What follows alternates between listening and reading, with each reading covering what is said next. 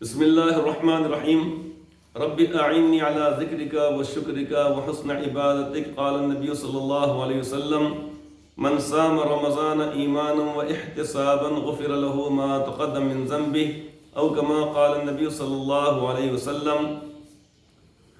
بزرگان محترم اور معزز حاضرین کرام،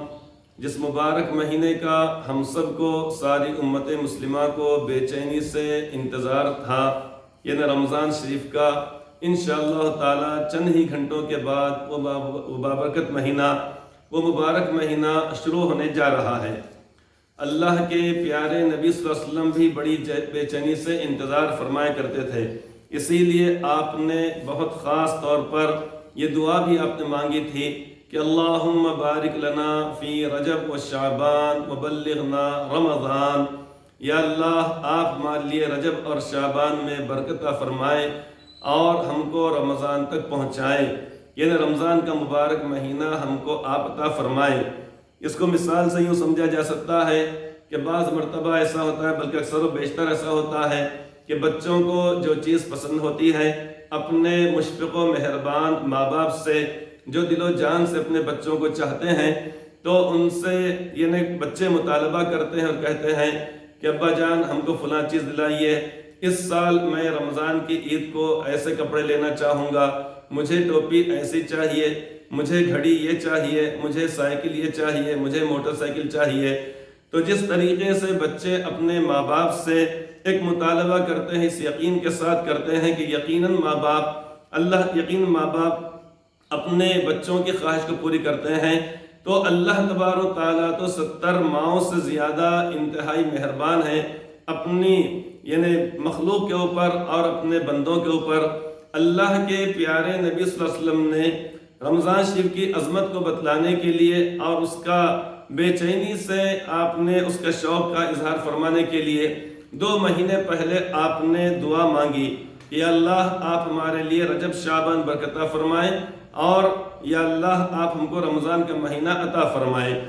دوسری بات، حضرت سلمان فارسی رضی اللہ عنہ کہتے ہیں کہ خطبنا رسول اللہ صلی اللہ علیہ وسلم فی آخر یوم شعبان، کہ اللہ کے پیارے نبی صلی اللہ علیہ وسلم نے شعبان کی آخری تاریخ میں ہم کو خطبہ دیا۔ خطبہ وعظ اور بیان کہا جاتا ہے، جس کے اندر کسی کو نصیحت کی جاتی ہے اور اچھی باتیں بتلائی جاتی ہیں۔ لفظ خطبہ اور لفظ بیان، یہ دونوں کے دونوں، اور وعظ، یہ تینوں کے تینوں یعنی عربی الفاظ کہلاتے ہیں، جس کے اندر کوئی شخص اپنے یعنی قریبی لوگوں کو یا سامعین کو یا اپنی قوم کو خطاب کرتا ہے۔ تو اللہ کے پیارے نبی صلی اللہ علیہ وسلم نے شعبان کی آخری تاریخ میں یعنی لوگوں کے اوپر اس بات کو واضح کرنے کے لیے کہ دیکھو، کل جو مہینہ شروع ہو رہا ہے وہ معمولی مہینہ نہیں ہے،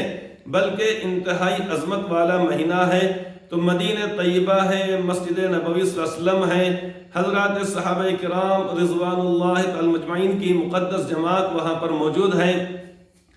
اس موقع پر حضرت سرکار دو عالم صلی اللہ علیہ وسلم نے اپنے صحابہ کرام کو ایک بات کی اطلاع دی، چونکہ دوسرے دن رمضان کا مہینہ شروع ہو رہا ہے، تو آپ نے انتخاب فرمایا اپنے اس بیان اور اپنے اس وعظ اور خطاب کے لیے صحابہ کرام کو جمع فرما کر آخری دن میں کہ دیکھو اب یعنی تم پر جو مہینہ آنے والا ہے بہت بابرکت مہینہ ہے۔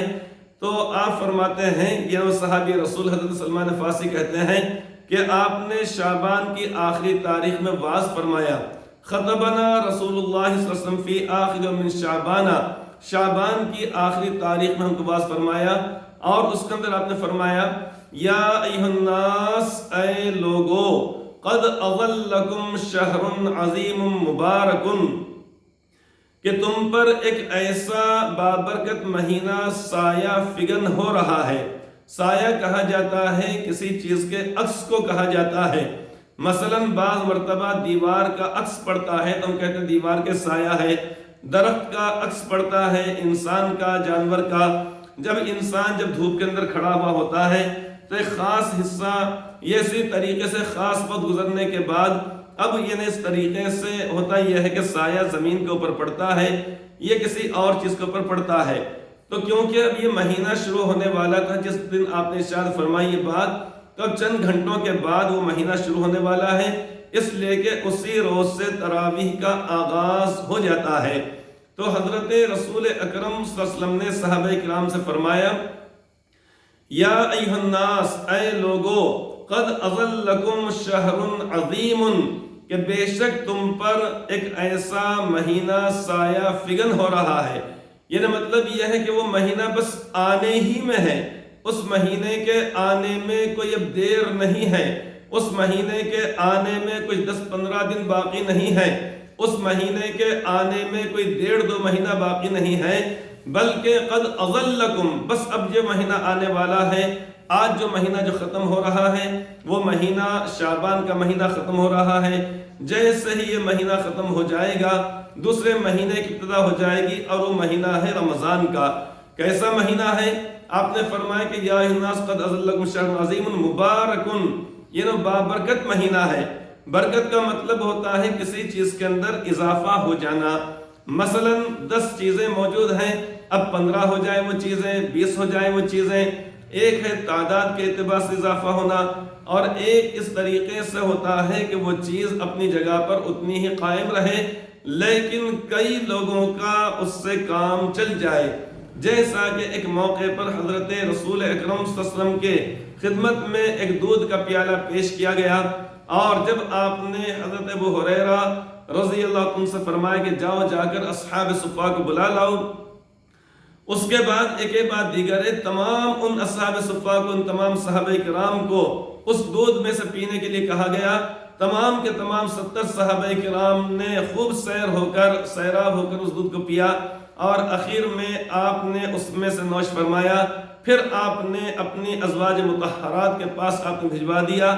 تو یہاں پر ہم دیکھیں، ہم یہ سوچیں کہ اللہ تبارک و تعالیٰ نے کیسی برکت عطا فرمائی کہ دودھ کا ایک پیالہ 70 سے زیادہ صحابہ کرام کو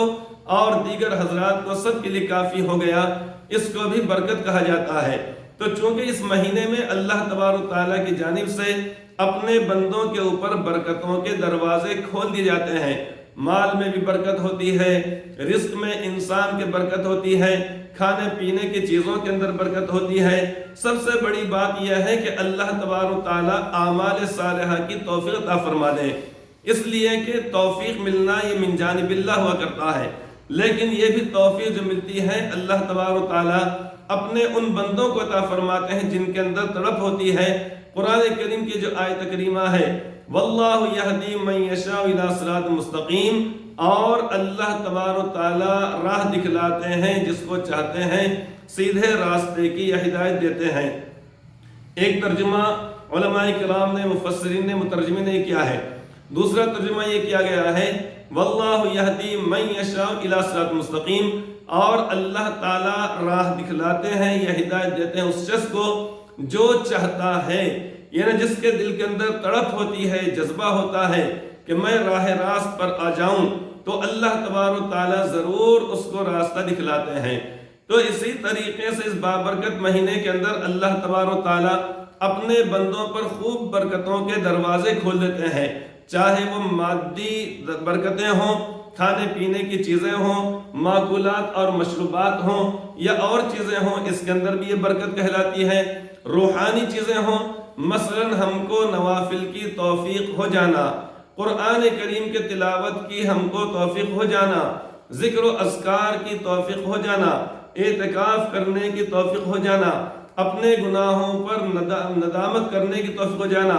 آئندہ نہ کرنے کا عزم مصمم کرنے کی توفیق ہو جانا، اپنے آپ کو اس گناہ سے فوری طور پر علیحدہ کرنے کی توفیق ہو جانا، اسی طریقے سے تراویح پڑھنے کی توفیق ہو جانا، اور راتوں میں عبادت کرنے کی، دعائیں کرنے کی، اللہ تعالیٰ کے سامنے رونے کی توفیق ہو جانا، یہ روحانی خیر و برکت کہا جاتا ہے، جو انسان کے لیے مادی برکتوں سے کہیں زیادہ اہم ترین اور نفع بخش چیز ہے۔ اس لیے کہ مادی برکتیں تو یہاں پر ختم ہو جائیں گی، لیکن جو یہ روحانی جو برکتیں ہیں، روحانی جو عنایات ہیں اللہ تعالیٰ کی جانب سے، یہ وہ عنایات اور یہ برکتیں ہیں کہ جو آخرت میں کامیاب کرنے والی ہیں۔ اسی لیے اللہ کے نبی صلی اللہ علیہ وسلم نے ان صحابی رسول سے جنہوں نے ایک موقع پر یہ کہا تھا یا رسول اللہ صلی اللہ علیہ وسلم آج کی تجارت میں مجھے اتنا زیادہ نفع، اتنا زیادہ فائدہ ہوا جتنا نفع کہ کسی اور کو نہیں ہوا، آپ نے حیرت سے معلوم فرمایا کہ آخر کتنا نفع ہوا؟ انہوں نے کہا کہ یا رسول اللہ میں چیزیں خریدتا رہا بیچتا رہا، اس کے بدلے مجھے 300 اوقیہ چاندی نفع میں بچی، تو آپ نے فرمایا کہ میں اس سے زیادہ نفع کی چیز بتلاؤں؟ انہوں نے کہا ضرور یا رسول اللہ۔ تو آپ نے فرمایا کہ فجر نماز کے بعد 2 رکعت،